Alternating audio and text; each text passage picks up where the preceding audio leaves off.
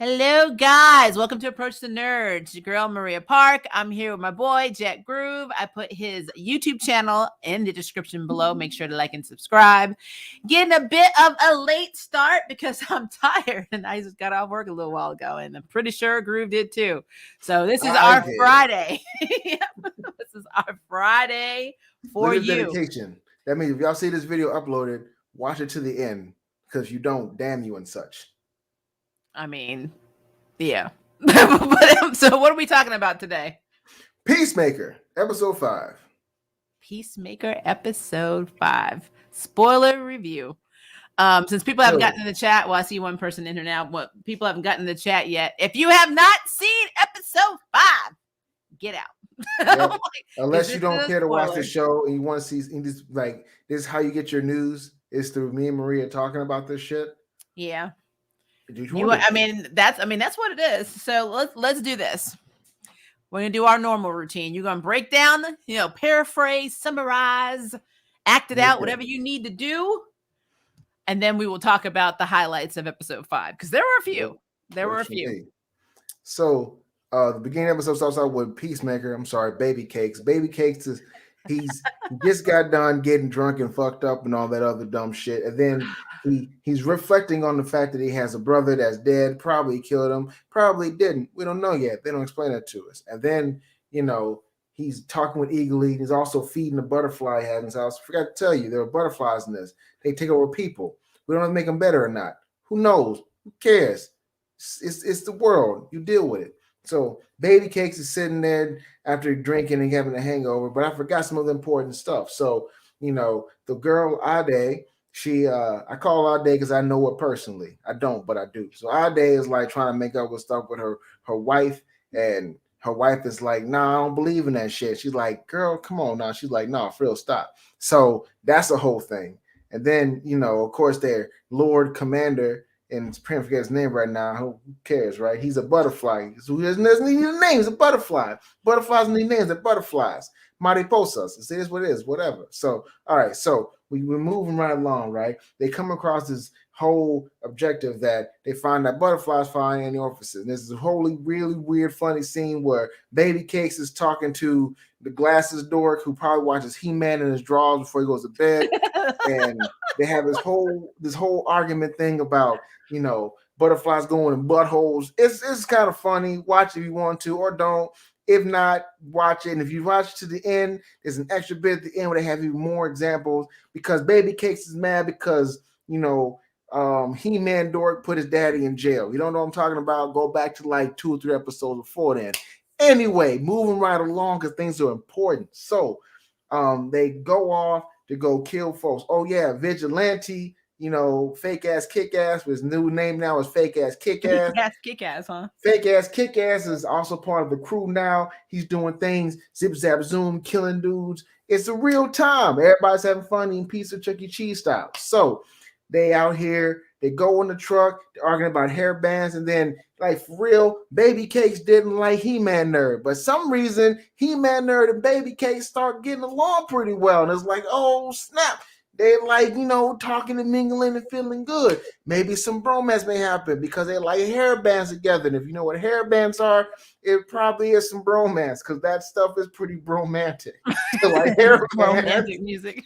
Hair bands together in 2022, whatever. So it is funny to me personally. All right. So anyway, after their bonding moment and Hawthorne, we're gonna start calling her Samus Aran. Well, Samus Aran was kind of not happy with Baby Cakes as a whole, but the whole team in general. She's like over here brooding while driving. Everybody else is like jamming on while Baby Cakes is arguing with Ade over his nature and attitude, which, by the way, she's trying to correct him on because he's kind of a hard-headed asshole. So anyway, goes to the building to find the butterflies, and then they're like, Ade's like, keep your eyes peeled and follow me because I got the thing. And then Baby Cakes is like, activate X-ray vision. And then what happens? The X-ray vision starts activating. He's like, I see the butterflies, and he's just shooting and shooting and shooting. And she's like, what the hell's going on? He's like, I got X-ray vision in these goggles, and the goggles next to the helmet give me superpowers. He said, you don't got superpowers. He's like, you don't know what the fuck I got going on. This is not really what happened, but we're just going with it, right? So he's out here shooting folks she can't see. She's shooting after him, trying to prove herself to be worthy. And everybody's in the building now. Fake ass, kick ass, and Samus Aran get caught up by some other butterfly people because everybody in the building is butterfly worthy because they're making food for the butterflies. It's like some honey goop, whatever. It's like gack with gold, like coloring in it. So they're trying to kill them like some alien, like some zombie predators, and then damn not kick ass. While they doing all that stuff, baby cakes and now they are looking for the way to get to them to save their lives. And then of course, while Samus Aran and fake ass kick ass in there hiding out, a damn Gorilla Grodd reject comes in there and just starts clotheslining the motherfucker. So okay, this happens and it's kind of messed up, but we moving right along with the storyline. So Baby Cakes straps a grenade to a German missile.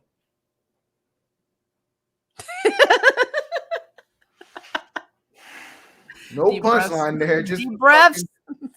Just fucking happens. He throws to the crowd. Somehow they survive. I'm breaking character here, but they fucking survive. And it makes absolutely no fucking sense. And I didn't. The laws of physics have never made sense in DCU and MCU, and sure as hell not Arrowverse. So why is that even a concept? You already know that you expect too much. I'm conflicted. I know, but you already know that that is not what happens. That's not what happens.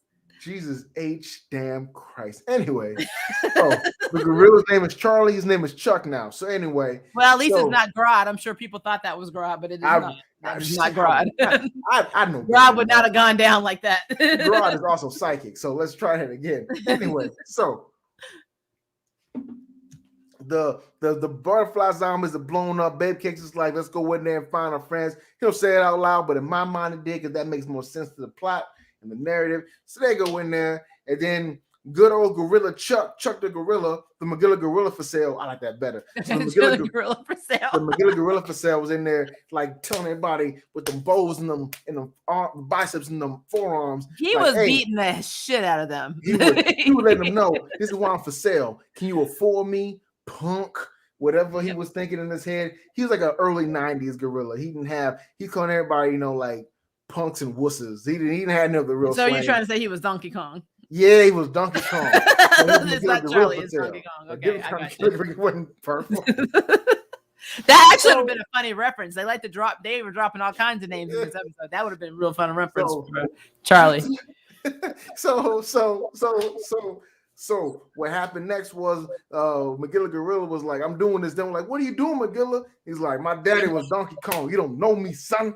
And he was just tearing me apart. You don't know who I am. You don't know me, son. You don't know me, son. I'm from Bed-Stuy. You don't know me, son. And then oh Lord. Oh man. As everybody who has any kind of clout was getting their asses whipped. Getting whipped. He-Man enthusiast comes up out of nowhere and chainsaws good old McGilla.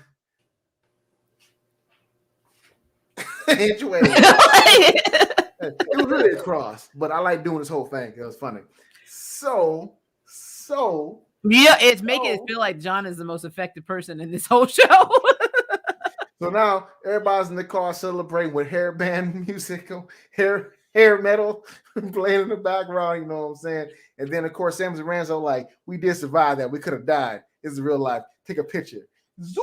And she did like nobody's thinking herself. We should really call a Justice League member to help us with this. This is kind of ridiculous. So they go back. Everybody's going to their homes. Samus Aran is sending by the pictures. Of course, fake ass kick ass is working back at Sizzler's. You know what I'm saying?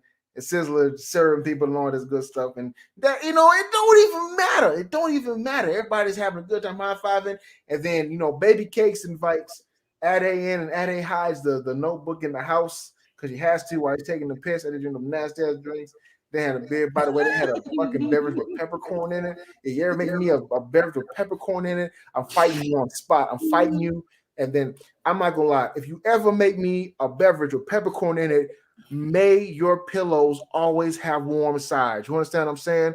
Never make me a beverage with peppercorn in the beverage. Hope every side of your pillow is always warm at all moments. Don't ever do that. That's a so I'm gonna make you one because I get cold at night.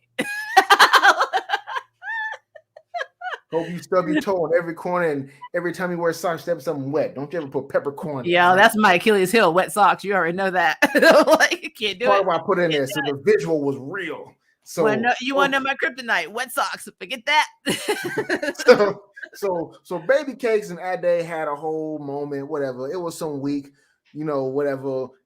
Character building, weak nonsense. Nobody wants that. Who cares, right? You just want exposure to death. So, like, after all that's over, and some reason Ade didn't know he had a butterfly in a jar in his house. He's been feeding that weird ass gack to. Anyway, moving right along, Ade goes back to the office, puts on the helmet, and goes, "Oh damn! Look, it's a miracle. Now eyes can see." And then she's looking at her hands and stuff, and realized that, oh, he had a butterfly in his head. And somehow this Negro knew that she had on X-ray goggles and could see him. And went entire raptor mode from Jurassic Park. It was like jumped on her and then knocked her ass out in the street. And we don't have that. That's where it ends. Yep. Now that was a great summary. You're welcome. Everything happens for a reason. I love how you break it down so expertly by acting it out, and changing the names of the characters. Because Baby Cakes, that's amazing. All right, so as Groove said, we're definitely getting more into Project Butterfly. We are literally. I will say there was a lot of character building in this episode. A lot of it, actually, because at the beginning of it, they were watching a PowerPoint that John made. And because Peacemaker is still very much in his feelings about him setting his dad up to take the fall to go to jail, which, to be fair, the White Dragon is a racist piece of shit. And he man, I forgot about that part. I love how they were making fun of his PowerPoint presentation skills because if you work a job where you have to do presentations, especially if they're like through Zoom or in front of a crowd. I mean, I don't care how technically, or basically advanced you are, what your comfort level is when it comes to technology. Sometimes you worry about shit like that, and he took that opportunity to make him feel like this, and like that's definitely payback for basically him putting his dad in jail. What was it? Like you put my dad in jail. Who would think of? Oh, I don't know. Pussycat, Son of the Barbarian, Eddie of the Hanson. Like, he just went on a tirade of anybody could think of at the moment. It's like, yo, a lot of people you name like at least 15 fictional characters, man. It doesn't. I mean, what's interesting to me is that Peacemaker, what people don't understand is his dad is just a piece of shit. He intentionally does bad things. Yeah. Peacemaker, I mean, think about how he was raised, who he was raised by. He could have been a lot worse. And the fact that he keeps getting called out by other characters in this, like, I think it's interesting because when he was making fun of John in the episode, he was like, "Oh, well, I was a victim too. Well, what happened to you? Oh, I was called a bully." Like, he didn't get that that's what the hell he was. It didn't connect. He just saw it as like, I got a lot of heat. They got a lot of heat. No. Like, so Peacemaker is ignorantly stupid. Yes. Sometimes ignorant. He really doesn't get that he's effed up, but he has enough scruples in his brain to see that what his dad is spewing is just nothing but verbal diarrhea. So you have to be impressed by the fact that this character, who does not understand accountability, who doesn't understand that he's a bully, gets that his dad is not a good person. So I think that's interesting. Yeah. But so something else that I thought was interesting as well is you have Peacemaker in his feelings. So Chris is in his feelings about his dad going to jail. At the same time, his dad's selling his ass out like nothing. He's like, whose fingerprints were that? My stupid ass son, basically. And I'm like, wow. No one protecting him whatsoever. Which we knew the White Dragon wasn't. Of course he wasn't. There was no reason to. Why would he? He's an asshole. He's the White Dragon. Are you kidding me? Like, he's not only a racist dick, but he's an abuser and a jackass. Like, there's no way in the world. Like, of course he's gonna sell his son out. Like, I don't snitch. They put that in the episode prior just so you know he's gonna fucking snitch. Like, there's no. Why wouldn't he? I mean, and see, that's the thing. And I think on some level, Peacemaker knows that his dad would sell him out, but he's so delusionally loyal to this man that he's just like in his feelings. Because he wants his dad's affection. Yeah, he absolutely wants his affection. So let's talk about some things that happened in this episode, as well as some Easter eggs. We already talked about, of course, Baby Donkey Kong, which I think his name was Charlie. I can't remember what they called him. All I know is they used a chainsaw on his ass, which is interesting. Oh yeah, they end that shit with. I mean, and really, it was John. John is the one who keeps literally saving the day. That is John's really second funny. W, by the way. And yeah, Vigilante did not like that. He wanted that chainsaw so bad. I know he did. He's like, I was just saying I was going to use a chainsaw. So how is it then? Like 40 minutes later, he uses a chainsaw. Is he doing this? Is it a conspiracy? I'm like, what, dude? You're just paranoid. But no, I thought it was interesting that he saved the day. But I love that we got. I mean, if you really think about it, this is some MCU shit. Like that gorilla could. Well, I mean, think about it. Like Grodd. It's not Grodd, but it looked like Grodd, or what Grodd could be if they introduced Grodd in the universe. So I thought that was pretty interesting. But the Kite Man reference is what got me. Remember when he was back at his house and he was looking at the wall, and then literally on the wall there's like a snippet of Kite Man, and I'm like, huh. So now they're like, seriously, this is official shit. So I'm like, I haven't had a chance because we've been working a lot, guys, but I haven't had a chance to actually research with the DCU if Kite Man, if there are any plans for Kite Man. But just having Kite Man mentioned in the episode establishes that he is in this timeline or in this continuity. Now, the DCU does not have connectivity. There's no continuity amongst each other. So I don't know at what point, if Kite Man is even in this world, that we saw Kite Man or knew of Kite Man, because this is something that I have a problem with when we talk about the Arrowverse as well. We keep mentioning all these, Justice League people, but yet, and we know them established in the comics, but it was like, when the hell did you establish them in the Arrowverse? And that the same goes here. Where was Kite Man all this time? So like, I have lots of questions in regards to. I started trying to look up Kite Man, but they started giving me a bunch of like everything about Harley Quinn. The only time I think the recent one I saw was Harley Quinn is when Poison Ivy was gonna get with him or marry him, but like that was her fiance. But then again, isn't Plastic Man? Wasn't he originally one of the Kite Man's like colleagues and all that shit? Just fell into the goop. I thought he was. I got mad confused. Another origin story. Oh shit! Now you got me thinking about that. I mean, because Kite Man really has been pretty useless. So I know he's not. He's definitely a C character. He's not a big character. Like Patrick was never a real big character. I'm talking about Plastic Man, by the way. But I don't remember if he had a connection to Kite Man. I'd have to go back and look, because I mean, honestly, there's so many reboots of stories and continuity at this point. I couldn't tell you. I'm gonna be real with people that we thought. It's kind of like when we watch MCU or we watch some of the other shows and we're like, oh, look at these two characters. They have this huge connection, and then they don't have it in the show. I kind of feel like that's what happens sometimes with some of the comic book characters. Like they invent a character and they're like, well, he's not getting the traction we thought, so let's just revamp everything. And then somebody he was close to, or a brother or a cousin or a colleague, no longer is even in the story. So, I mean, it's possible, but I don't remember that. So I remember he was a thief in the beginning, but I thought they redid his story. I'm pretty sure. I know when the New 52 is, they definitely did. I think DC Rebirth, they redid his story. I don't know outside of that, because I'm be real with you. Plastic Man really was not something I was into. I mean, it's Plastic Man. Like he's slickly an overpowered joke character. So I mean, like, it kind of makes sense. I knew he was literally an orphan. Yeah, I do remember that. And that's all I got. I don't remember anything else about him. So, except for, I think, didn't he get injected with something and it made him that way? I have to go back and look. In the original story, he was shot by a cop and fell into. That's what it was. It was. Okay, yeah, you're right. But you're right. Like, his origin's been retconned so many times. Yeah, his suit looked really like. It kind of reminded me of Bumblebee's original suit, like the one she homemade. Actually, no, it kind of does. In red and black, yeah. Mm-hmm. I don't know. This stuff is not good. Sorry, I got a Starbucks delivery, guys. It was not good. Hello, Kevin. How are you? Look, why is Maria still drinking it? Because I paid for it. That's what we do in this house. All right, so back to Peacemaker. So I did like the Kite Man reference. I love the fact that they were literally like Peacemaker convinces himself with stuff he researches on Google. So he's like, oh yeah, Superman's got a poop fetish. Like, he's like, where'd you learn that? On Google. Like, that's not accurate. Not in the slightest, not even a little bit.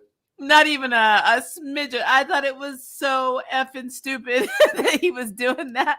And I love the fact that when they were going down this like chain of names that John could have framed instead of his dad, he was throwing out all kinds of shit. He's like, what about those punks from Riverdale? He's like, yeah, that was funny as hell to me. Like, what trips me out is like, how in the fuck does he like, he know he's a like, dude, you're such a nerd. You have way too many references in your head. Way too many. Way too many. Well, I mean, if that's what I feel like that's all he does is listen to music and watch TV. So if that's his whole life, then that's all he knows how to talk about. So, I mean, having references for all these characters, where this character is concerned, makes perfect sense. It makes absolute sense to me. But I just think it's funny the like, literally the speed of which he was throwing out these names. And he was like he literally thought about this list, and like he's even throwing out people that are dead. I know, like, right? What the hell? I'm like, they're dead. They're like, still, you could have done it anyway. I'm like, it's fucking stupid. All right. So we have, let's just going through the list again. So we already established that Kite Man is in this universe. Again, I have no effing clue at what point in DC history or DC comic history this Kite Man is from. I mean, he could literally be from anything. You don't even know when this Kite Man met Peacemaker. Peacemaker's plot line is so divvied up, short, and all over the fucking place. He can literally say he met Spider-Man right now. I'm like, oh yeah, okay. I mean, first of all, I've always loved the fact that Kite Man, if I remember correctly, his name was originally Charlie Brown. I thought that was funny as shit. You got some spam in the comments, by the way. I'll get it in a second. And so I don't know. I don't know where we are with that, but I do love the fact that we have that, and I love the fact that they're like, new hero, Peacemaker apprehended Kite Man. That's hilarious. Yeah. That's not an accomplishment. Kite Man is not a villain to be feared, really. No, he's really not. He's not. All right. The police could put that down. Like, you don't even need a whole squad there to shot him out the sky. Shot his kite down. You know what? Well, let's be clear about something though. This actually establishes the fact that Peacemaker wasn't lying when he said he was a superhero.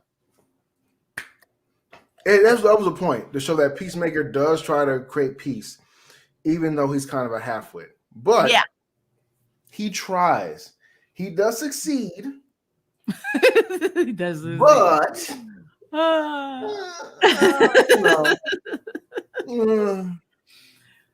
okay, so let's talk about Clemson Mern, who is established in the comics. Come on, people, we know this. First of all, the actor that plays him, what is his name? Let me look it up real fast. You got it. Okay, so here we go. I'm gonna butcher the shit out of this. So I have Chukwudi Iwuji. Let me help you out then. Hold on. I got this. Clemson Mern, right? Yeah, Clemson Mern. Let's see what his name is on the show. He's Nigerian. You know, I should actually know how to say this since my grandmother was Nigerian, but I don't know how to say it. Have you checked your 23andMe lately? They actually started putting up. They found some people's tribes. If you're from Africa at all, they have them on there. I actually check. You have 2 different tribes listed on yours, by the way. I have to go look at that, and they also need to find all my indigenous tribes. I know a few of them. And I'm like, I want to know all my peeps, but and the Highland. I know the Highlands. They're the McGregors. I know who they are. Yeah, his name is Chukwudi Iwuji. Thank you. That man has the best effing poker face I have seen on an actor. It's like when he literally is in the scene, I swear, my man's face does not move. He doesn't blink. His cheeks don't, like, nothing moves. When he reacts, it's only his mouth. That is a skill, guys, because I don't think that's how that is in real life. That man's got that shit down. He's got that shit down. Like, what? Like, seriously, if he was the only one in the scene, you would think something was wrong with your TV and it froze. Like, that's actually just. wouldn't even blink. He just stand there. It's like, what are you talking about? What are you doing? Well, and so I can't. It's All right. difficult to do. He's Yeah, so he serious. does. No, all he the does. time. I just think it's so messed up that man. I don't know. It is a damn talent. I'm just saying. But anyway, I love his character. I believe they mentioned that he was from. It's Niasir, right? Niasir was where in Africa, in the jungles of Africa, was Niasir. Yeah. No. Yeah. They name dropped that, so I don't know if that means we're gonna get more characters that were involved in his storyline back in the comics. That are now going to be also established in the DCU. It's got me wondering because James Gunn, I liked his Guardian run in Marvel or MCU. I liked his Suicide Squad movie, and I'm really, really loving Peacemaker. And I'm wondering if they're letting him helmet a little bit, like maybe he's like the Kevin Feige of DCU now, and he's starting to bring in all these characters, and maybe they have him on the down low trying to save their franchise. Or I can't really even call it a franchise because I mean, when you have so many interconnected, movies and they're so disconnected, it's really weird. But maybe having him come in and introduce all these characters will say, hey, we actually have a fucking plan. Because right now it doesn't feel like they do. It feels like it's just like watching Arrowverse. We're just gonna sit here and pretend we all know we're on the same page. So I don't know. I mean, hearing him say that and basically understanding that he used to be a mercenary. He used to have this backstory, blah, blah, blah. It's kind of signifying that like the redemption arc and all of these damn stories that we saw in DC back in the day actually have merit in DCEU. But then when did they have merit? Like what time frame? If all this shiz went down already and we're just now introducing the Flash and other people, I mean, it's so weird to me. I mean, I don't know. I guess I'm just crazy, right? I'm in my feelings. I'm just in my feelings. I'm so tired. I'm tired of unrecognizable timelines. I guess that's the best way I can say it. Because we know what happened. Like if you look at comics, Crisis on Infinite Earth happens. You got Rebirth, you got Crisis 2, you got all this shit that goes down. But when you watch the shows, it's like they're so like discombobbled that you don't know where the hell you are in timeline. No, because they because they're making a completely new universe, so it throws you off, like it really does. But then they pull stories and they pull characters from the universes that are already comic established. That shit pisses me off. It's so weird. So yeah, I'm really interested. I said I love this show, but now I'm really curious to see what James Gunn's plan is because you're introing these characters. We only have I think 8 episodes for Peacemaker. Do you have plans to establish these people, actually further in this story? Because I mean, if Kite Man got apprehended, then why didn't we see a cameo of Kite Man in jail? Because Peacemaker put him there. I'm just wondering. I got questions, people. I got questions. Yeah, I know. All right, so my man Moore, he's a butterfly. Now, this is where I knew shit was going to go down, okay? Peacemaker, his dad has all these helmets. I don't know. I guess he has the key to the house, so he's able to get in there and maybe the code to the secret room to go get all the helmets out. I don't know how this works because we know what helmet he originally had. We saw it debut in episode 1. Well, remember, when they went that thing, they stole all those helmets, so. That's right. Okay, good catch. All right, so we knew when this one had X-ray effing vision that somebody was going to use that and see that it was actually a damn butterfly. Somebody had to do it. Which, I'll say, by the way, Peacemaker's pretty clever because he knew what the mission was. Like, well, we can see the butterflies in them. And when you think about this, realistically speaking, it's like, well, duh, no shit. But no one knows what he has. And Vigilante, as straightforward and unemotional as he claims to be, didn't think we should get the helmet with X-ray vision. You know what I'm saying? It's like he didn't think about it ahead of time. He wasn't like. Oh Lord, yeah. Like I said, there's always keys to when shit's gonna go down. And so as soon as they said X-ray vision and you started seeing him see the butterflies in this people, I was like, oh shit, somebody's gonna look at him. And of course, at a bio, like she says, first of all, guys, help me out here. I guess this is a continuity error. I have to suspend my belief on this whole situation. But like, if you drove the man home, why the fickety fuck did he leave his helmet back at their headquarters? That man was like, he doesn't leave shit. He takes all his stuff with him. Like, Peacemaker keeps his shit with him like it's literally the last time he's ever going to get anything. Like, he's not going to get a Christmas present. He's going to get a birthday present. Why would you keep such a kick-ass helmet that it has X-ray vision, meaning you can see through shit, and you know he likes playing with this shit? Why would you leave this helmet in headquarters? It's not like he changed clothes. They still have all the damn freaking Charlie King or Donkey Kong gorilla shit all over I'm gonna tell them. you exactly why. Plot convenience. The story has to move on. There's no other way. There's no other reason. I was like, okay, I'm like I said, I love this show, and the opening of the show is effing amazing. I fucking love that opening. I just, when I saw that moment, and of course, you know, but I was the one that did it. I'm like, of course, effing course, and of course, it had to be her because she's the one that he trusts, and she's actually the one that's is actually the spy of the group because she's Amanda Waller's daughter. So I mean, it's like, and she's got a conscience, but she also has her mama in her, and we've seen it demonstrated. She has that manipulative streak.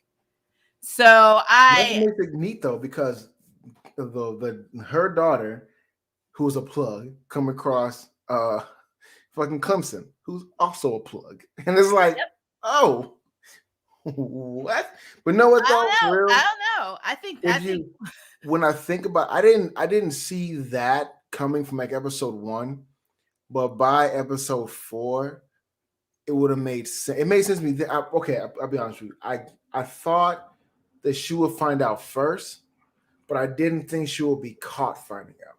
I'll say that. So, okay. So check this out. And this is just me real talking, okay? Yeah. So my problem with this whole situation started at the very beginning of this episode.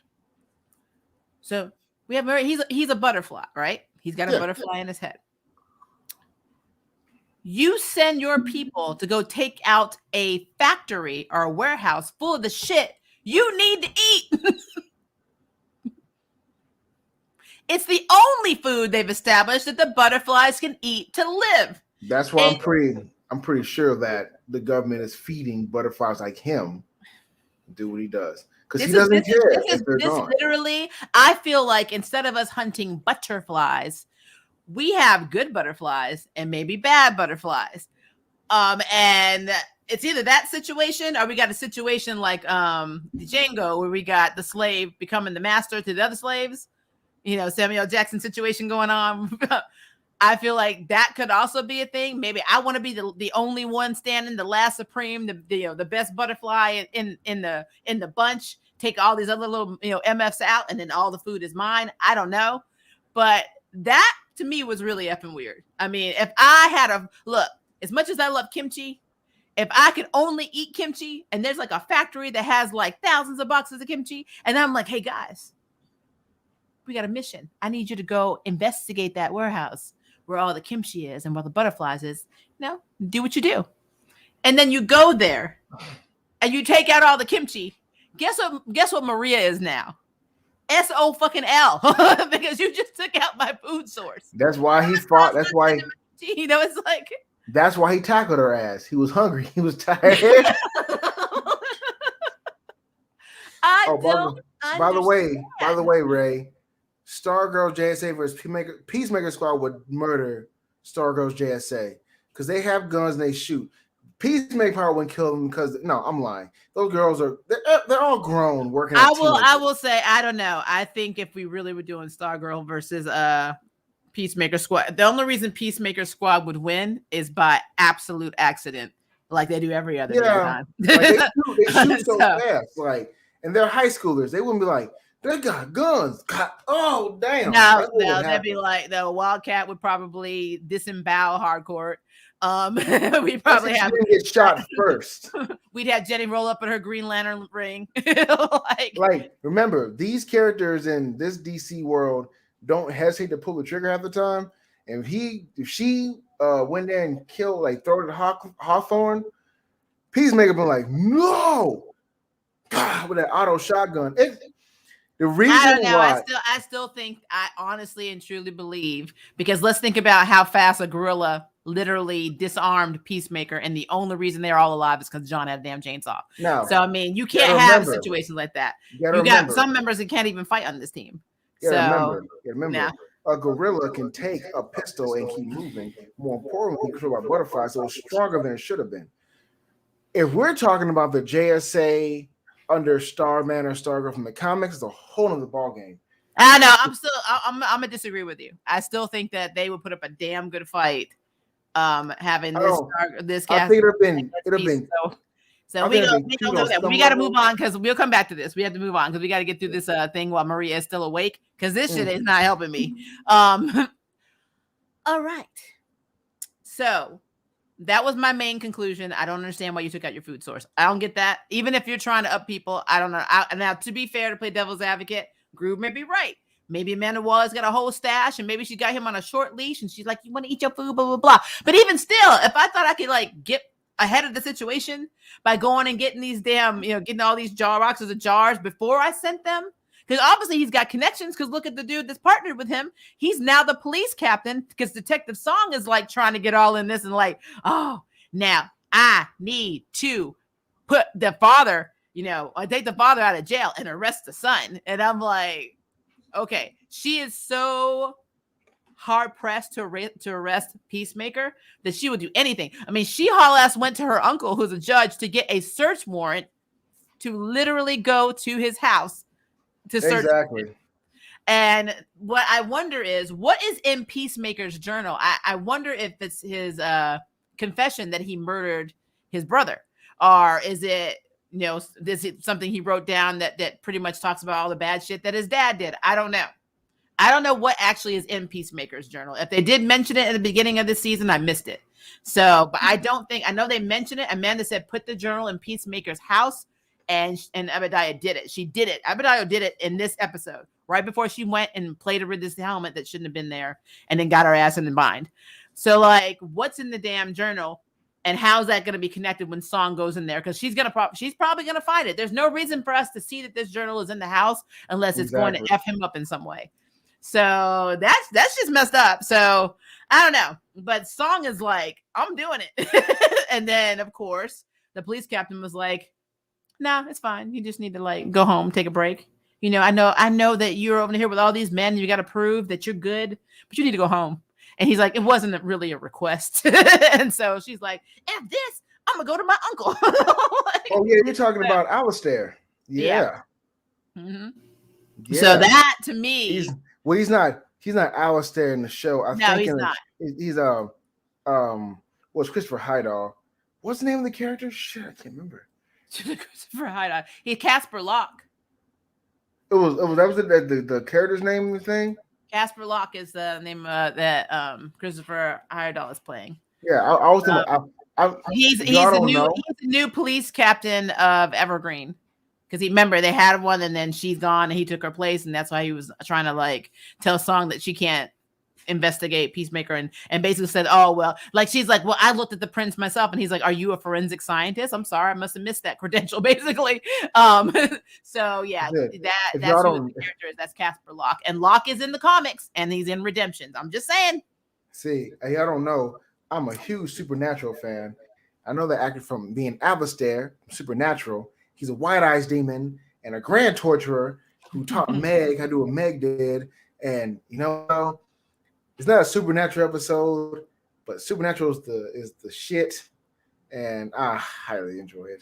And when I saw him, I was like, "Oh shit, that's Alistair."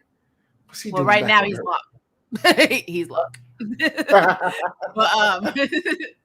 But now, like, so that everything is being put in place for something really big to happen. And like I said, we only have 8 episodes. So like this coming up Thursday, episode 6, I think this is when all the shit's going to turn. Betrayals are going to happen. And then 7 or 8 are going to be redemption and then conclusion. So whatever the shit's going to go down is going to be episode 6. So, but all I know is that Locke being in place now as the captain, who's off, and he's working with like this whole situation is weird. And does that mean I didn't pay attention? More than likely, Locke has a butterfly in his head too. I don't know. That could be true. That could be true. But I want to know, like I said, I think there's more going on with this butterfly project than them just hunting down the butterflies. And we said this last week. It just doesn't make sense because Amanda Waller, if this was a huge alien threat, there is no effing way that Amanda Waller would be sending these, like, pretty much as she calls them, her daughter and the reject team, to go and deal with this threat. That doesn't make any damn sense. They should think about it. And when you remember when they were at the end of the episode and everybody was like celebrating, and they're all like, kind of getting along, like almost like a little, I think they call themselves the 11th Street Kids, or at least that's what. Yeah. Well, right before all that shit went down, remember when they were sitting in the office and everybody was like just kind of huddling, and Hardcore, like, she just turned around and looked over at Myrn, and he's like, everything going. She's like, yeah. She had this look on her face like, I suspect you, motherfucker. It's like she really suspects something with him. And if you go back and look at the episode, you'll see it. She has this look on her face. She does actually. You're right about that. Yeah. So I think Hardcore knows a lot more than she's letting on. Yeah, there's just a lot. There's a lot going on. But that was some of the your appreciation, by the way, Ray. I see your supernatural fandom in there, and I appreciate you. It's a good show. I'm really behind on it though. Carry on, my wayward son. Dude, yes. I think it's funny that your wife got you into that show because you never watched it. And I have not looked back since. I started. I hit the ground running. I was like, "Well, we're here now. We're doing this. It's beautiful." That show was amazing. It is a good show. Well, except for season 6 and 7 and part of 8. I'm just that with the Leviathans. It was garbage, but everything else is really good. With that, oh shit, I hated that. I'm glad you're excited. All right, so Mercenary, you're saying something I was just about to touch on: a Peacemaker versus White Dragon incoming. I'm really curious. I want to see Daddy fight because we know what White Dragon was in the comics. They put his ass right back in jail thanks to Alistair. Call him Alistair. I don't care what I said. Well, I like calling him Locke because he threw him away in Lock and Key, and that's like literally a pun. But yeah, I get it though. He locked him away.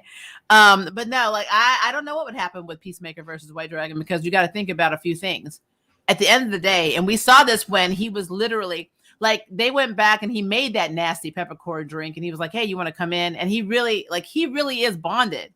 Like as sad as this is to Adebayo, it's like he's very bonded to her because he feels like she's the only one that's not full of shit. Even though he's really, really in the hardcore. So them having like their little moment, it was almost like he was hanging out with her bro. He's like, yeah, bro. Yeah. He trusts her, which is also a good way of showing that Peacemaker's not a race like his dad. No, he's not a racist. He's an ignorant idiot. There's a difference. He's really a dumbass bully. Is really what it is, and he can't help it. He's smart when it counts in a way, but he's dumb socially. So, but yeah, a lot like Archer. Yeah, I can see that. Yeah, I can see that. Yeah, but no, like I was thinking, like because of that, it shows you what loyalty means to him, and it also shows you how effing traumatized he is. He's traumatized. This man has never dealt with the shit his dad made him do when he was a kid. So, like, how's he gonna fight his dad? So I'm not saying he couldn't, fight him physically. I'm saying how is he gonna do it emotionally? More importantly, so that's the thing. To answer Ray's questions, they don't include in the Justice League because the League will expose them and fight it directly. That's why they have the Suicide Squad that somebody mentioned earlier. The not Checkmate. What was another name of that group? What was it again? Hold on. Of what? I said in the comments. So I said in the comments earlier. They asked a question about it. It's another name for the Suicide Squad. I can't remember what the fuck it was now. Someone said it earlier. Hold on. What you said? Another name for what? Suicide Squad. They had another name. It wasn't just called. It was something else. It was like a section or something. Hold on.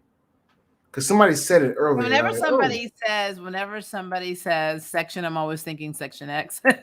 But that's a different story. Not that. It was Um, it was hold on. It was toward the beginning of the chat string because my brain just forgot it.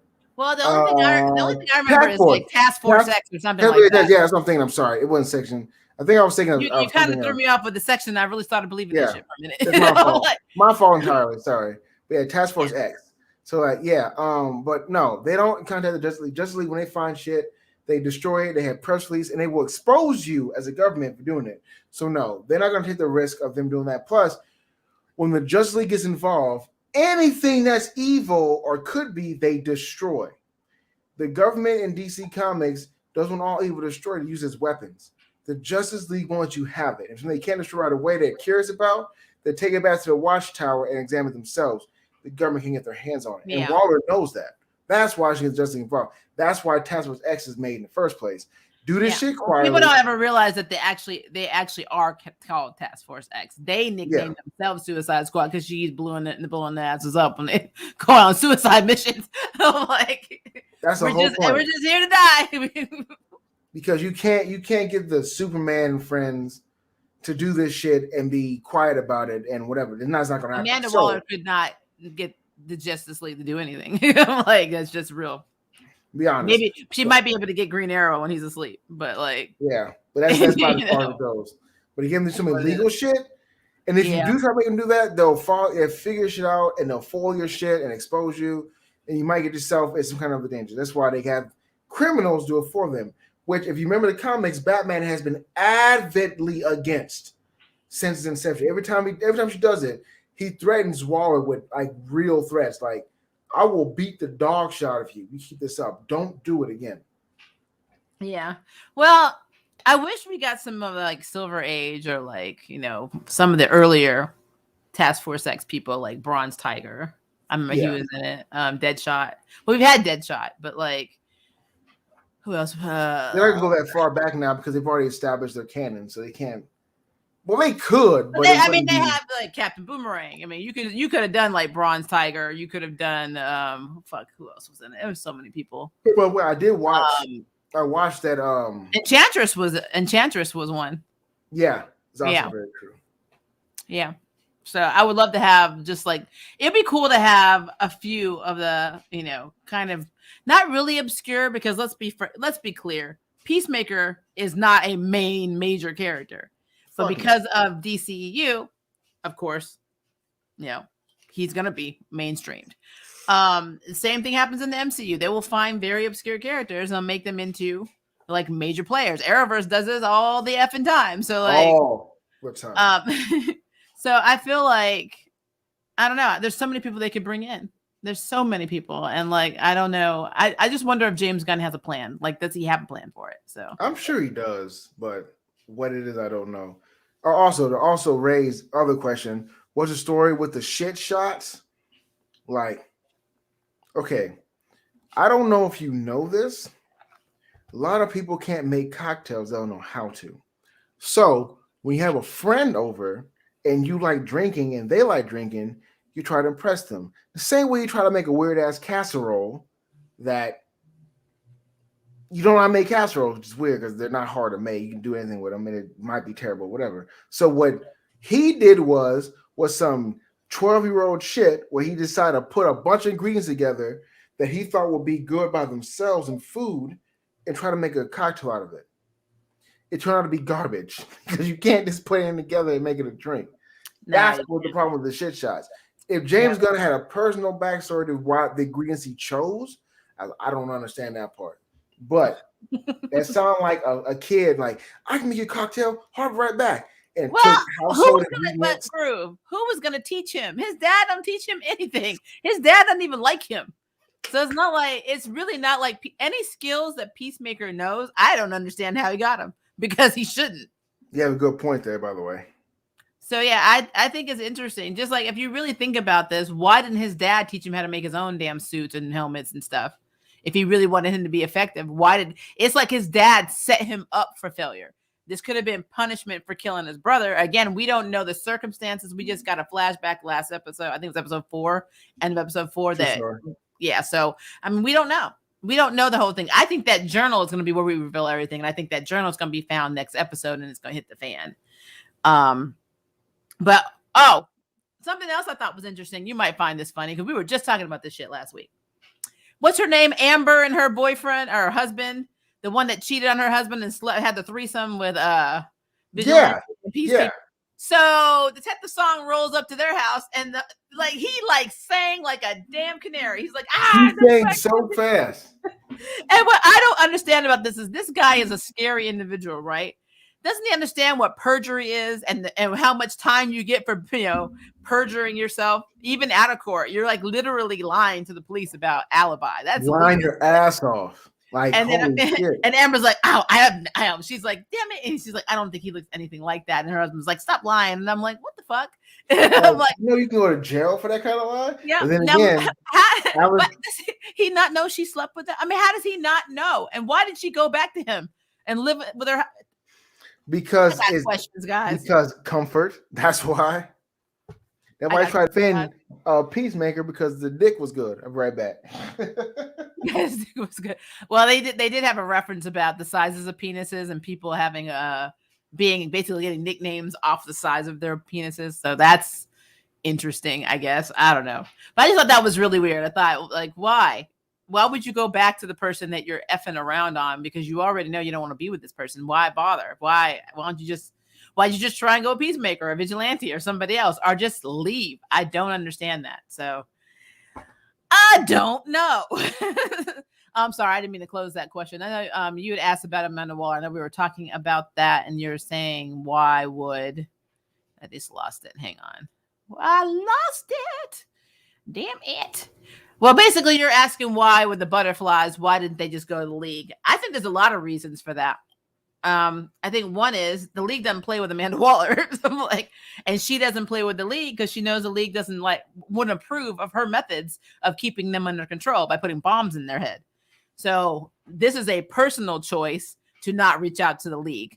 But let's be clear, DCEU, do we still have a league? We have no idea what the hell's going on at this point. I mean, we're almost to Flashpoint.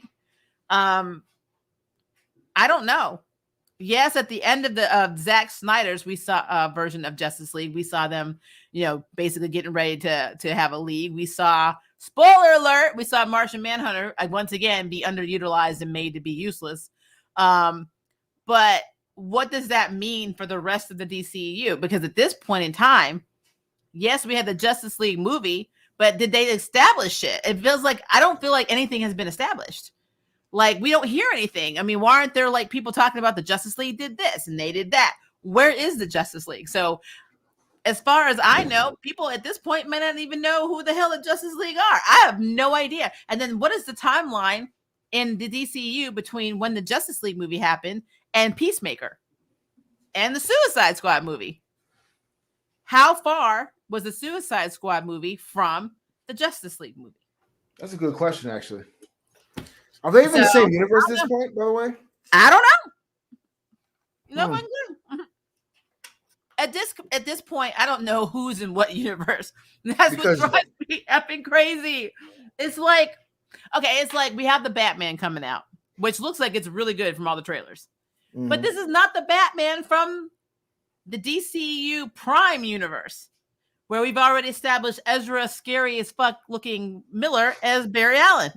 So like, we have a Joker in his whole ass movie, but then we had another Joker, played by Jared, in this continuity. But then this continuity didn't happen because they look like they were trying to do the Injustice route. But now we're not doing that. So does that make that Justice League invalid? Who the hell knows? Because DCU don't tell us shit. So I have no effing clue what universe Peacemaker is in. But I can tell you is Harley Quinn's in it. Yeah. Everybody you saw in the Suicide Squad movie and Amanda Waller in it. It's gonna eventually the James Gunn universe. I mean, so serious. I mean, as far as I'm concerned, we might have our first crossover. Guardians of the Galaxy may be rolling through the DCU. I don't even know anymore. I would watch that.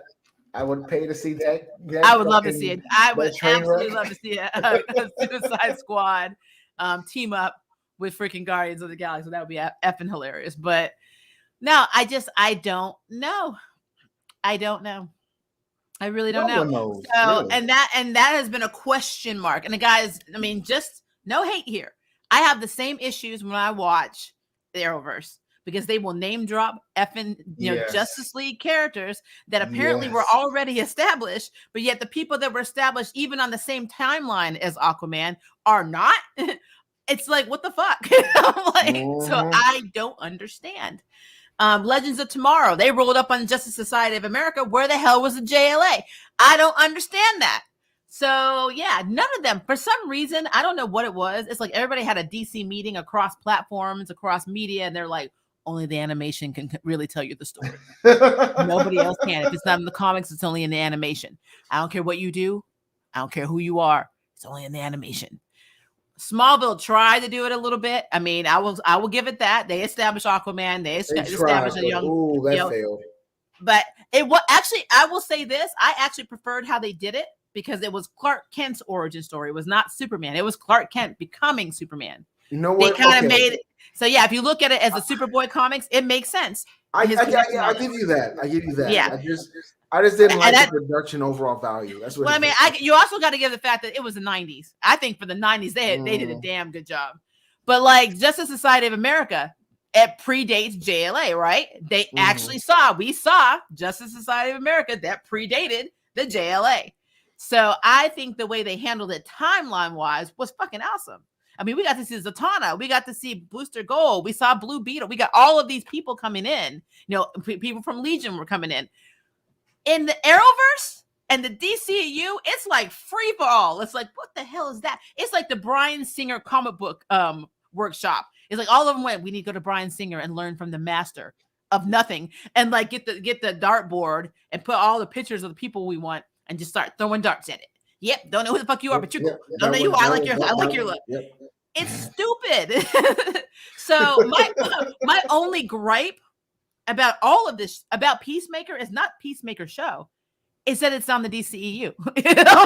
Because now I don't know where the hell you fit in this timeline. Because I don't know where the hell anything fits in this timeline. Unless Aquaman walks through, I don't know if Aquaman's connected. I don't know if Shazam's connected. I don't know if Black Adam's connected. Hell, I don't know if Shazam and Black Adam are connected to each other. They seem to be more worried about the villain. This timeline is all about the villains, it seems like. So like, well, that's Arrowverse there. If you were a villain, you will have redemption. I feel like the Arrowverse is literally group therapy. Yeah, no, I agree with that. That makes sense. It's group therapy. And on the side, we have this like experimental program to basically rehabilitate all the supervillains. That is what the Arrowverse shows are. You want to know how I feel about the Arrowverse, guys, this week? Tune in tomorrow. She got you. Got you. We gonna have some shade. We're gonna have to work on my blood pressure because you already know. I was in my feelings a lot this week in Arrowverse land. So I'm just throwing out. I mean, I had problems across the effing board. I was on across the board. I literally had issues. So yeah, you're gonna hear that tomorrow. I'm not really watching no more. That's why. Yeah, if you don't want me talking, for once, it's not just gonna be me talking about Batwoman and the writing issues. I actually had problems with Superman and Lois. I only have one tiny problem with Legends of Tomorrow, but again, I can't take that show seriously, so it's not really that big of a deal. But I'm gonna say something about it anyway because that's what I do. I have problems with Naomi. So yeah, Arrowverse Saturday, guys. I'm gonna set that stream up when we're done with here. You guys, yeah. We gonna talk. I might lose subscribers. I finally got up to where I'm 6 away from 2K. So by the end of tomorrow's stream, I'll probably be 20 away. Because that's you're out there and you got friends. It's what's gonna happen. I'm just gonna be stuck. Friends are into nerddom, geekdom, whatever you want. People cannot handle when you have critical thinking. It's just they can't. I mean, that's always the case. They can't handle it. So you got friends that out there. But yeah, we gonna talk. We gonna talk about this confuckery. Yeah, so anyway, back to Peacemaker. So yeah, the problem that I have again, DCEU, we don't know the timeline, we don't understand continuity. Okay, hold on, stop. Ray, I was not flexing, I was stretching, but I appreciate the compliment. Let me tell you something, Ray. I have known this man a long time, and he was flexing. I was not flexing. His ass was I flexing. really was For stretching. this damn stream. I wish I could have Jam on here. I wish I had your wife on here right now. No, honestly, we just had this conversation. I was legit not I was actually stretching, no lie. Yeah, and I'm actually stretching because I gotta get out of here in a little bit. But like, you know, I was actually stretching. It was not a flex. It really wasn't a flex. I was really here at first, then I was stretching here. It was not like I was flexing at all. It just I'm putting on some comments because you're flexing right now and your time for that. I'm not flexing. No, now, okay, Ray Alexander, unrelated. The charm set up the foundation for this new charmed one back in season 2. When Abby had somehow become a charmed one, Macy somehow relinquished to live her best life. Just remember, well, you know, the Charm season 4 trailer or teaser trailer dropped today. I saw it. I don't know what I think. I got question marks in my brain. I'm worried. Not because I don't like the new girl. I'm worried about where the story's going and how the story's going. And Harry's reaction already is exactly what I thought was going to happen. You know what? That's a whole other video. Oh, Lord.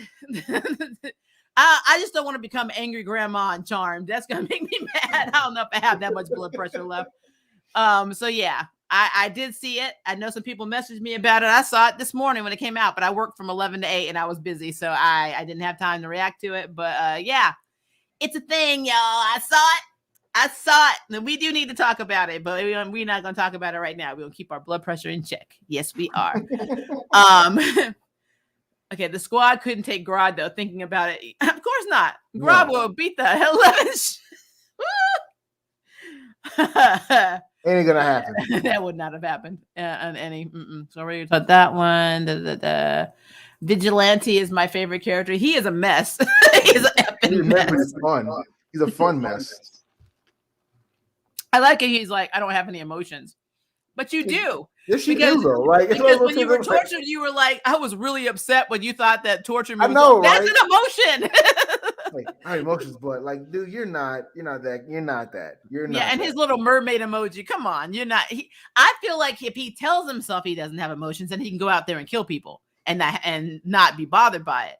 The moment he thinks about it, then he's like, well, shit, I'm actually bothered by that. So he's the kind of person that makes himself into a sociopath. Yep. It's not, he wasn't born that way. So yeah, that's a thing. And that whole name listing scene was so funny. Yeah, especially it continued after the credits. I mean, he was like, when he said Snuffleupagus, I almost died. I was like, this man. Damn. He's like, they're like, not even real. Love the Riverdale shit. He's like those fuckers. I know he gave so much shit to Riverdale.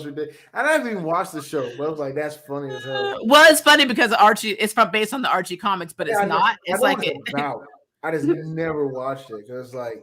Well, it's like they took Archie comics and they introduced it to a darker version of Jerry Springer, and then that's what you got. So yay! Beautiful. Happy Friday, Kevin. So Waller is building Task Force X while the team is operating. Yeah, pretty much. That's exactly what's going down. What are the dynamics of Task Force X, Checkmate, and Suicide Squad? What are the dynamics of anything that happens in the DCEU? So serious. Is there a dynamic? I mean, even the Birds of Prey movie. I enjoyed the movie. I didn't think it was a bad movie, but let's be clear, that shit wasn't organized. I'm like, they were not organized. But I'm gonna drop it, guys. I'm gonna drop it. At least they didn't character fucking assassinate Renee Montoya like other properties. Just saying. And I just got demonetized. It's right there. Not all the other F-bombs I've dropped just because I said that.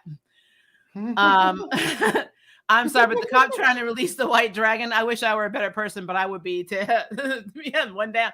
Yeah, to be honest, one down is like I get it because you don't want to be the one that proves to be it's like the Batman mythology. It's like I can't kill the clown because I'll become the clown. That's basically it. Yeah. And I'm like, honk honk, motherfucker. The moment, right. I mean, I love how Peacemaker last episode 4 literally dropped what I've been saying for 30-something years, actually. Batman basically is taking Joker to daycare. That's what he's doing when he's putting him in the asylum. When he takes him to Arkham. It's not like, hey, I'm gonna put you in this maximum, security prison where you will never escape. motherfucker know. You even give him the gum to put in the damn lock. You know he's coming out of there every damn week. Every day. Hell, sometimes he might even be breaking out because he wants a bigger cell. And he knows that he has to be put back in, and he got a better shot at getting, a better cell if they get him and put him in basically rearrest him. But like every time that Joker goes out and kills somebody, that is on Batman. And I'm not somebody who says you have to murder people, but I mean, you are making it easy for him to get out of jail and murder people on your watch. But yet you turn around and go to other JLA members and tell them how to treat their shit. Like, I will never forget Hal Jordan was like flipping the fuck out in Coastal City. He was like losing his shit, because his villain was like going crazy, blah, blah, blah. And then Batman comes up to me. He's like, "You're irresponsible. You should be taking care of the problem." And like literally, Hal was like, "What the fuck?" And like, why are you in my face? Why are you in my grill like this? And I'm like, the real response is basically how my boy John did him when he became the Green Lantern. What did he do?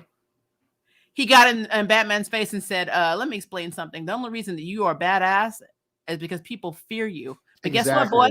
I ain't scared." I'm like, exactly.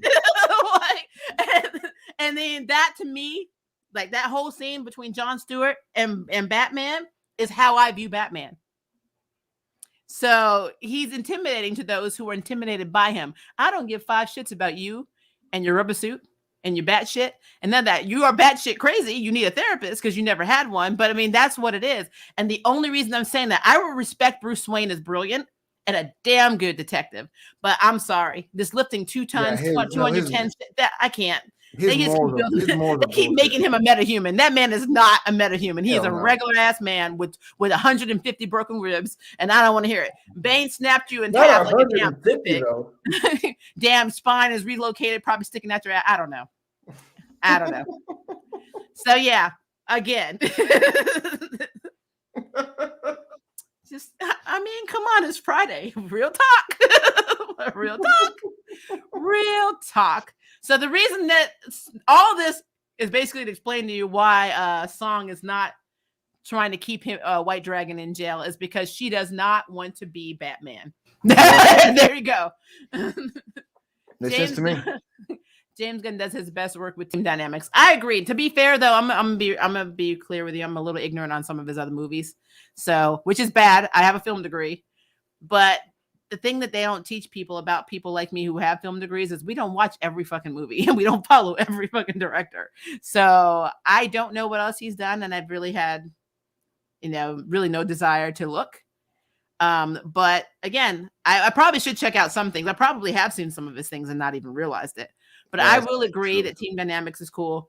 But I will say, in order for you to be able to write for a team, you have to be good as an individual writer and a character-driven act. And he does a damn good job writing these characters because he got the writing credit on a lot of these. And I don't think that, unlike the Arrowverse where they rotate people out, like they're sending back their adopted children to the orphanage. I feel like, are trying them out for a day and then taking another one.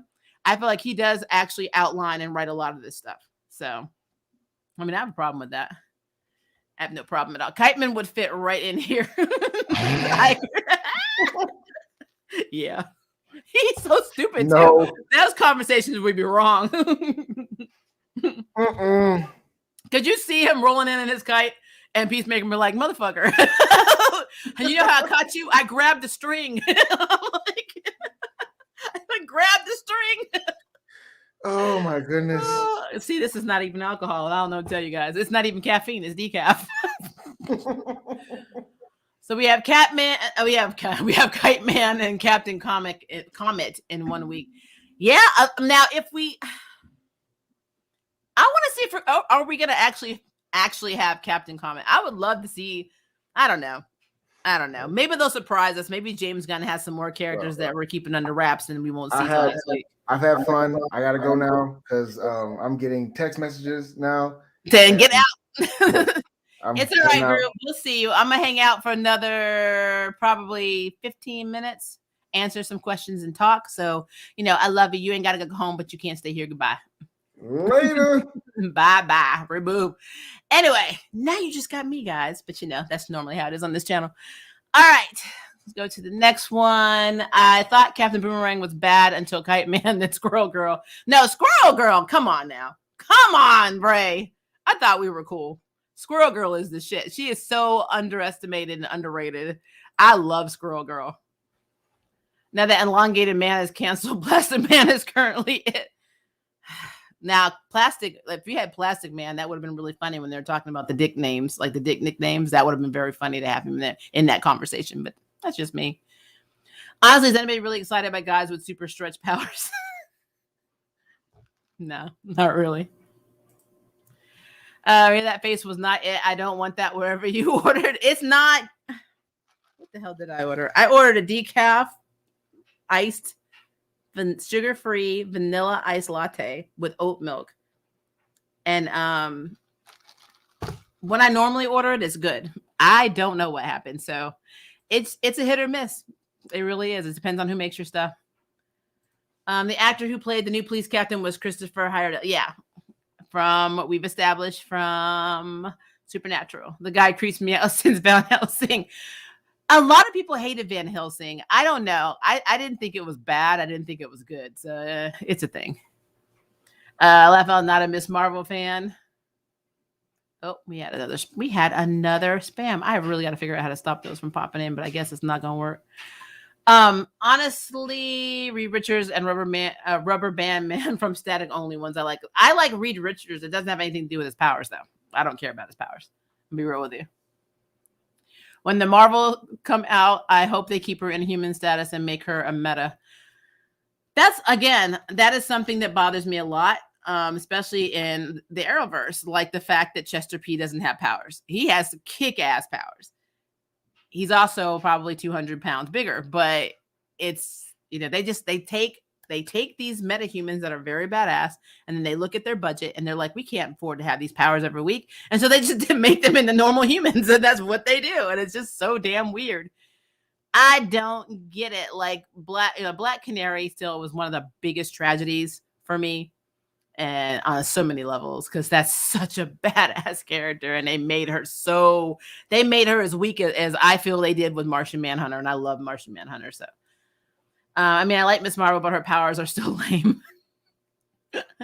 Yeah. Jolene more limited in comparison to others, but she won't have her same power. It will be more energy constructs of her limbs, from what I heard. I'm curious to see what they do with Miss Marvel. We'll see. We will see. Like I said,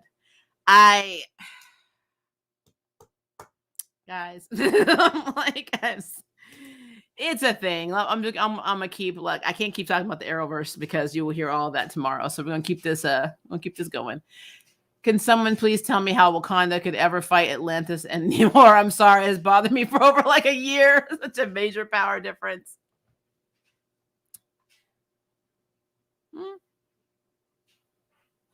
Underwater, definitely not. Definitely not. But then if the Atlanteans and Namor came on land, then they'd be at a disadvantage in a way. Because how would they get into Wakanda with that damn shit? Okay, you know what? I'm going to stop. I'm going to stop. James actually stated that he was asked about Kevin Feige for DC, said that he doesn't want that type of job from both Marvel Studios and DC. Wow. I really wish he had said yes, because I feel like he did a great job with Suicide Squad. I think he's doing a great job with Peacemaker. James Gunn would have been, I think, very instrumental in pulling all of this train wreckery together. So that makes me sad. I didn't realize they came to him. Has anyone seen The Legend of Vox Machina? I have not seen that. I know of it, but I have not seen it. Groove, the best co-host, LL, that memory. When he wants to be. Don't you give him any accolades. Arrowverse resurrected with Justice Suit. We better get Thunder or Lightning cameos. They would be perfect for the Junior League Arrowverse. So far, I know they are college students' main roster. See, that's hard for me because Lightning and Thunder did not get along very well in the comics. So they didn't have the whole Pierce family dynamic that they had on the CW. I guess that's one of the things I like better in the Arrowverse, was the fact that even though sometimes Jefferson and Lynn were toxic as fuck, at least they had a kind of a family dynamic. Plus, a lot of the characters in Black Lightning were not as they seemed in terms of how they related to Black Lightning in the comics versus the Arrowverse. Yeah, I'm gonna leave it at that. Like we didn't there's one character they did not introduce, and then there's another character who actually did kill Jefferson's father, and it was not Tobias Well, and it was Gamby, and Gamby actually helped Black Lightning out of guilt, and his brother was actually the tailor in the comics, and I believe if I remember correctly, Black Lightning was the one that actually kills Gamby, kind of like. I don't know if it was out of revenge. It was something like that about, for realizing he was the one that actually killed his father. So, yeah, they kind of, this goes back to my villain redemption program of the Arrowverse, because technically Gamby is not the quote unquote complete definition of a villain, but he was in the comics, and they recreated him as the supportive character without all that baggage and backstory in this version. The only thing that they left in was the fact that he was an agent, and he did help bring in, the green, that's what I like to call it, the metahuman juice. And that, he did, dirty things in his past, but none of them besides Jefferson getting powers directly, affected Jefferson. As a matter of fact, he ended up raising him, but they took that little bit of the story and then they made it more. And I think that was interesting. Uncle Gamby was actually the reason for Jefferson's trauma in a way. So yeah, that's pretty cool. Okay, I'm trying to scroll down. Make sure I don't actually, let's see. I'm glad you hopped on Peacemaker train. It seems so similar in the cinematically to Doom Patrol, and it looks. Yeah, I like Doom Patrol. I'm still behind on that. I'm almost ready to be in Young Justice every time. So I started watching things that I wanted to watch just for me, and then stuff that I need to review. And that there's always like a fine line, because some things that I watch are things I actually want to review. And some things I don't know if there's a lot of interest in, so I don't bother reviewing them. Like I love this Korean drama. I mentioned it before, called Bogasol. Basically, it's like a live action Korean version of kind of an adaptation of what I think a live action Demon Slayer anime would be. It's different, but it's got elements of it. So I think it's very cool. I'm going to be watching this zombie show that premiered on Netflix. I think it's called We Are All Dead, which literally looks like a high school, teen version of Train to Busan. As a matter of fact, I think some of the writers are the same. And the cinematography looks amazing. So like, I will be watching the first episode of that tonight because I need to watch it. I'm in the zombie lore. So, but because of that, it means I can't watch Young Justice or something else because I have to sleep, guys. I have Yashahime in the morning. I got to watch that and do a stream. And then I have Arrowverse, which I don't know if you guys understand what it takes to review 4 shows in one stream. But because of time, I have to do that because I have a full-time job and I'm also a voice actor. So it's like, yeah. Energy levels, guys. It's a mess. It is a mess. Eagly is an emotional support animal. He is. And I keep wondering who watches him when they're like, who's watching this bird? Like I've always wondered, is he just hanging out at the house playing with the jar with the butterfly in it? Which I really thought, Obadiah would see when she went over there, but apparently not. It's a thing. Last for a moment, I thought Maria got censored. Nope. Nobody's censoring me. No way she a Waller. She is a bunny and Waller is a honey badger. You know what? I really think that daughter, like the fact that Amanda Waller says her daughter has potential, that's something. Like I said, I think there's a lot I wonder if by the end of Peacemaker, she's going to be a new version of Amanda Waller. I don't know. I'm really curious to see where she goes. I guess for me, it would be awesome if she became a partner to Peacemaker. I don't know. I'm like I said, it's a lot. It is a lot. So many Butterfree in one place. Oh Lord. Main character insurance. There's so many. So many people have main character insurance in this. Groove made a very valid point. That bomb, when they went into the warehouse and he Peacemaker's like, I made a bomb. What's the range? Oh, let's see what happens. And he just throws it. And they're just standing there. And then he starts running and she's like, they jump away from the bomb. And then Medeia's like, why didn't you tell me to run? He's like, why the hell would I ever have to tell somebody to run away from a bomb? And I'm like, valid.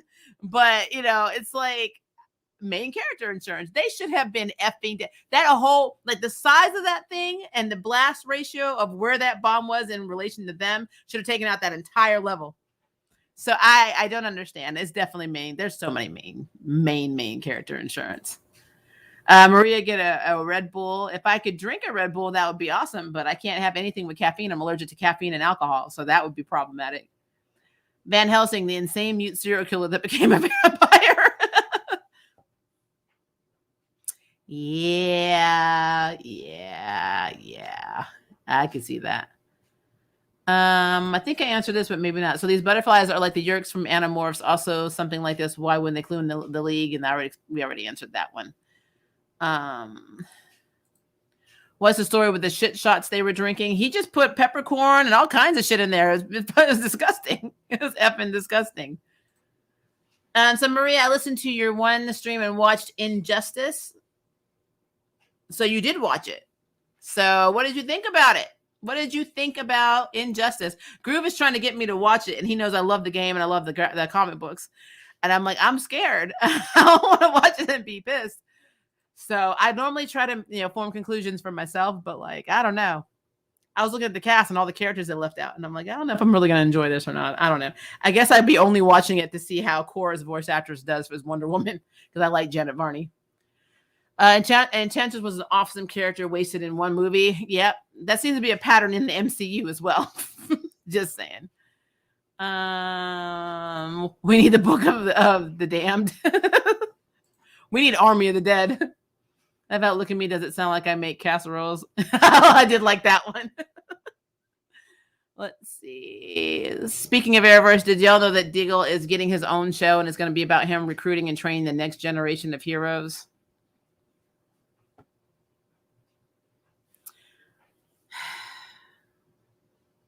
No, you guys know that I love Diggle and his actor.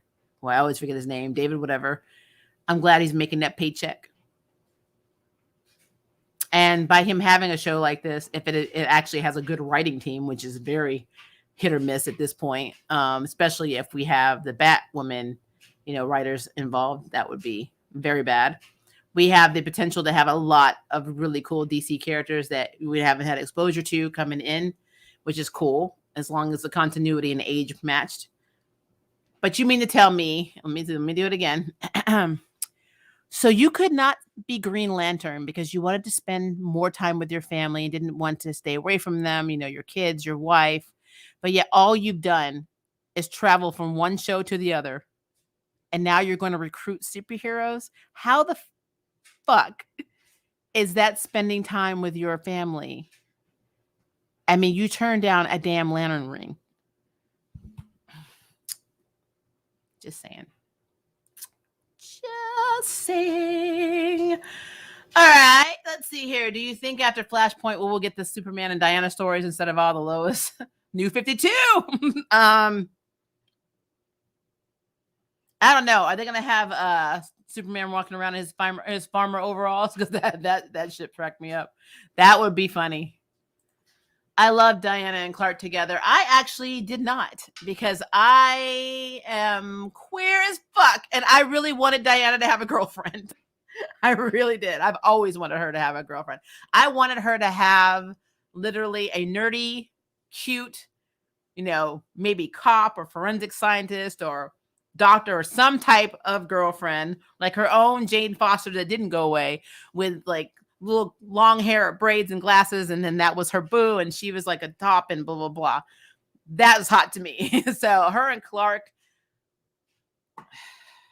no. Nah.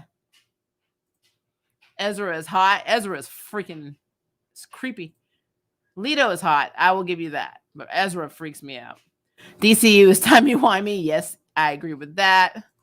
I will give you Ezra, but Leto is too freaky. I reverse it. I think Leto is hot, and I think Ezra just creeps me out. I'm sorry, he just does. The only DC movie that's confirmed to be in another universe is the Batman. Not technically true, because the Joker movie was also not in that timeline, because we have two of them.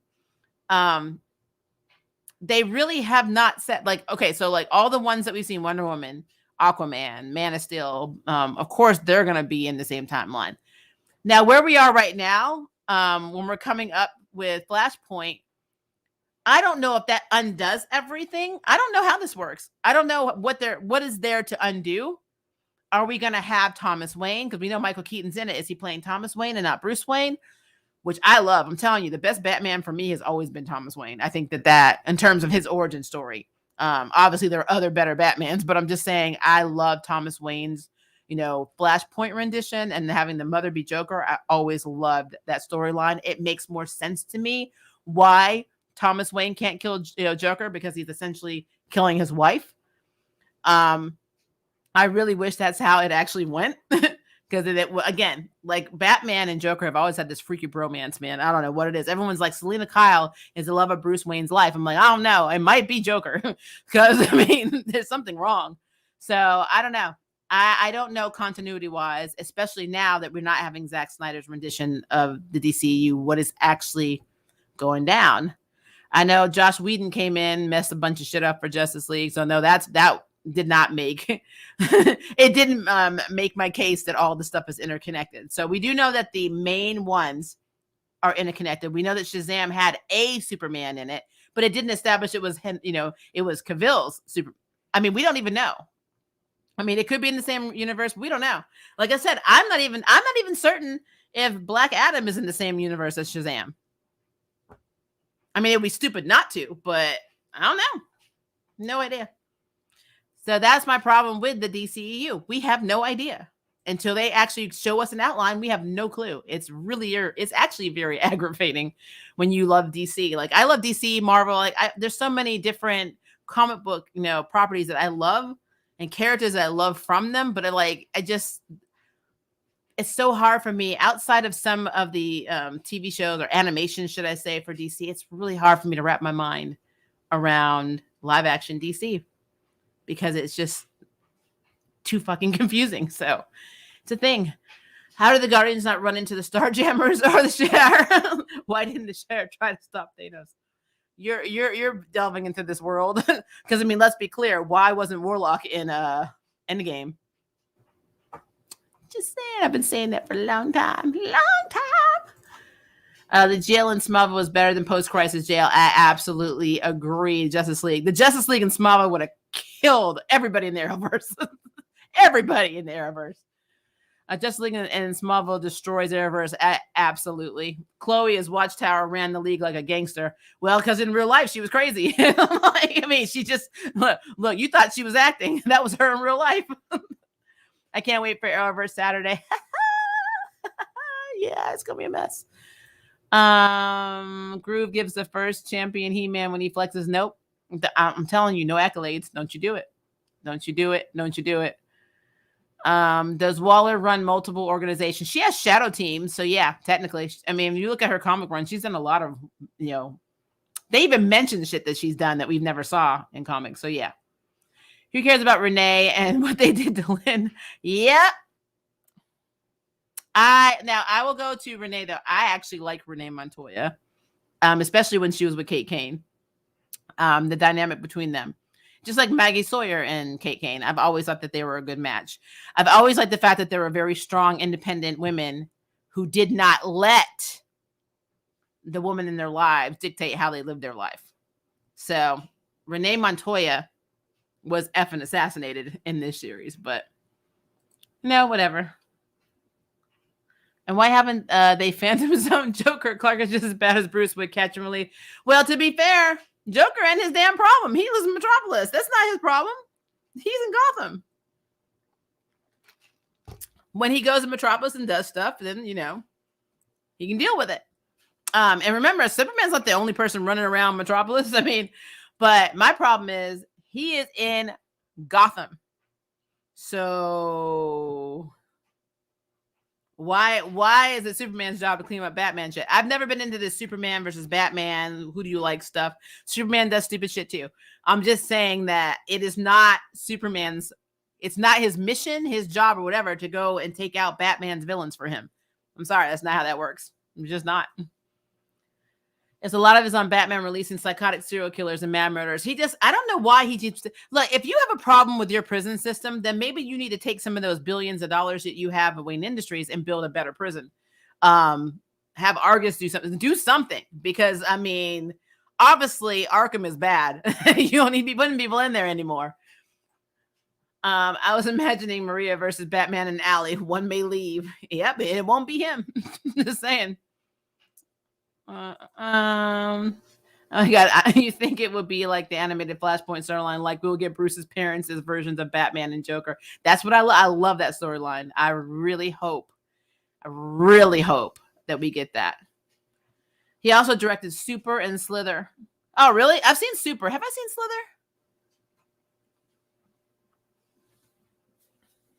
I don't know. I'm going to have to go back. I might have seen it. I don't know. You've probably seen live action Scooby-Doo movies in 2000 when James Gunn has directed those movies. I like the first one. Second one was meh. But yeah, I did like the first one. So yeah, not too bad. Captain Comet was on Naomi. Yep. Well, okay, you know, we're gonna talk about Naomi tomorrow. So, like I said, I had a few problems with the universe and a lot of the stuff. So, Maria, your charm streams and Yashahime streams are like my home from home. Yeah, so we should have some stuff to talk about with Yashahime tomorrow. I am certain, because it's getting real. But Charmed, I don't know. You ever just watched a teaser trailer and you can't go by this, guys? Because honestly, I've always been a firm believer. First 3 episodes minimum before I make a actual, full conclusion of like something. But it's just the Arrowverse, the CW writing as a whole, not just the Arrowverse. Sometimes it gets to a level where it almost feels like they need to be medicated for bipolar disease. This is not me making fun of bipolar. I mean, I'm being serious. I feel like it is literally manic one minute and then down the next. And like, I'm so worried. I'm worried about where Charmed is going in terms of, not because we have this new character, because obviously it doesn't even seem like she's related to these girls. So I'm really worried about, as Harry said, this is supposed to be Macy's replacement. I'm really worried about the sisterhood being gone, because obviously she's not going to be a sister. Now, again, sisterhood could be friends and women supporting each other and blah, blah, blah. But then it's going to open up the door in the community to all the people that like to scream agenda and you're a feminist and blah, blah, blah. It's going to open them up to even more of that, kind of harassment and trolling. Because if they do that and they're like, yes, we're not really sisters, but we're women and we support each other, it's going to be like, oh, you're force feeding your agenda to me. And that's what's going to happen. That's what's going to happen. And I kind of feel like that may be where we're going with season 4. And I'm really hoping I'm wrong. Because again, obviously as a woman, I support other women. But I feel like it needs to be something that's naturally done, not something that is going to make it feel like you're making us understand that this what has to happen. And I think that's what throws a lot of people off. I don't know. We'll see. We will see. I mean, I can't judge it from like the short little teaser that they gave us, but I'm just telling you, I am I have question mark. I'm not all in, but I'm not in, if that makes sense. I'm on the indecisive border on whether or not I'm going to like season 4. So we'll see. We will see. I like Van Helsing. I loved Winona Earp. I freaking loved Winona Earp. I love Wayheart forever. Laura and that demon sonic collar and batons. I think even when Sarah came in as Black Canary, she was badass. But even she had that damn collar. I'm like, why can't you just give people metahuman powers? I don't understand. I just don't get it. Has anyone read Hack and Slash? Nope, but I know of Hack and Slash. Wakanda Forever plot, I heard. Reason for the question. Oh, really? I need to go read that because I don't understand that at all. What are the elements of that Korean show? Where to find it? It's on Netflix. And Bogosol basically revolves around a man set in pre-Joseon era who is from birth marked by a demon. And so people all around him are dying. The farmers basically ostracize this kid. So he's like 10 years old running around with no family.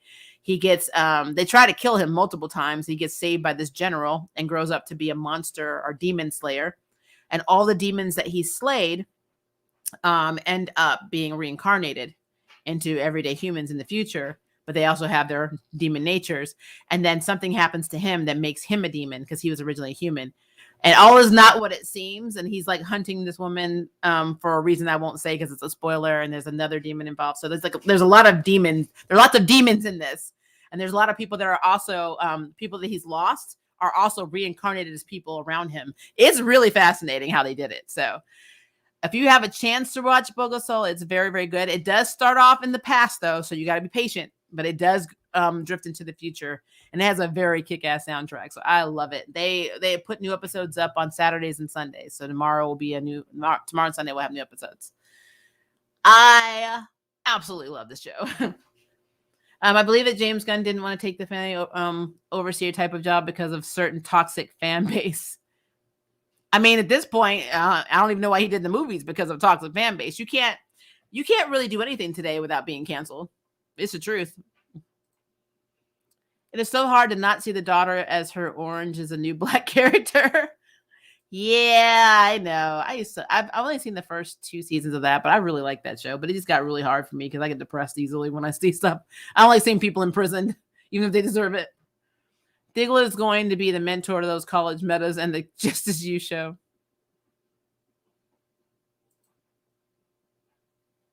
I love the new 52 over Rebirth. I will give you that. I did too, actually. I want a Super Wonder Baby. Yeah, no. Like I can't have a Super Wonder. I can't have half Kryptonian, half Amazon. Leto is going to be great as Morpheus less than a month ago. I'm super excited for the Morpheus movie. It looks really good. Joker goes to Metropolis all the time. Yeah, but I mean, I feel like it's not Superman's job to keep tabs on Batman's effing, like his main antagonist is Joker. You think it'd be Bane, considering again, he snapped his back in half, almost breaking his damn spine, but no, it's Joker, the clown. So, I mean, really, if you really want to defeat Joker, just go pump Ronald McDonald up on like Joker Venom and then let him go at it. Like, then you don't have to kill him. Ronald McDonald will take out Joker. Bam. There we go. I hope they make it more a magical sister thing, sister witches, and not just sisters as women. That's what I'm worried about. And I have a feeling that's the route we're going. Hopefully she doesn't move in. That would be weird. Like she doesn't run a room and pay rent. I mean, there's a scene in the teaser where it looks like she's leaving the house. God, that would be so weird. I mean, they may do it. Even though Paige was her half sister, she had a little bit more right living in Halliwell Manor than this girl. And I don't want to say it like that. I mean, they can really have any roommate they want, but I mean, it's just they may say so we can be together, and you know, we're always going to be able to protect each other and use the power of 3. You need to move in with us. I can see that happening. So you might as well get used to that because more than likely that is what's going to happen. Sarah and the Circus Soleil sheep fighting. Oh, I can't. Can you put that show like a link so I can find it? Yeah, I will do a community tab and I will link you to Netflix and see if it works. I've never tried that, so we'll see what happens. But I should be able to go to my Netflix account and then copy the link and paste it in the community tab. So I will see if I'm able to do that or not. Because I know if I put it in here, it'll just get erased because the bots are that good. But I will try and do that. So, all right. I got through all the questions. I'm so happy. So overall, Peacemaker is amazing. DCEU is still very confusing in terms of continuity, timeline, question mark. But at least I'm enjoying it a little bit more than the Arrowverse. I am wondering how Batgirl and some of the other shows that are coming out, like Green Lantern and all that, is going to be interconnected with Peacemaker. Are they going to be in the same universe? I don't know. So it's just questions that I have. I really hope that James Gunn's DCEU shows are not just going to be standalones like Joker and the Batman. And that is what I am fearing may happen. And this is the problem that I have with the DCEU. We need continuity. We need people to know each other. We need something to get excited about, people meeting. So like, it's not the same experience as the MCU, and it ticks me off because I really love DC as well. So Milestone, I'm hoping, is going to take off and beat everybody. Image probably would be really kick ass to do too, but I don't know. Dark Horse, you pretty much have options for everything. There are a few IDW stuff I would love to see. But I just think that DCEU has a lot of potential to get their shiz together. I just don't know if they're going to do it. And then with the whole not having the Flash origin story and then jumping right in the Flashpoint, it's really, for me, outside of undoing everything that happened in Aquaman, Wonder Woman, Shazam, if he's interconnected, and the Justice League movie and Man of Steel, undoing that, what are we really sacrificing? Because we haven't established a lot. So it's like, what? I don't know what we're creating a new timeline and blah, blah, blah. But what are we leaving? So which timelines are being affected? Because they're not interconnected. So it's just weird. Will Peacemaker's journey be affected by Flashpoint? These are questions I don't have the answer to. So question marks galore. That's how I feel. But all right, guys, it's an hour and 40 minutes. I'm tired. This is not working. I need to set up 2 streams for tomorrow. So we'll have our Yashahime stream and our Arrowverse Saturday stream. Lord help us. And yeah, but I will say, if you guys have any like theories on what you think is going to happen, Peacemaker episode 6 and onward, let me know in the comments. If you have any questions or concerns in general, but anything we talked about, let me know in the content or in the comment section. And if it is day for you, have a very good day. If it is evening for you, have a very good night. And I will catch you in the next stream, which will be tomorrow on Saturday. Bye, guys.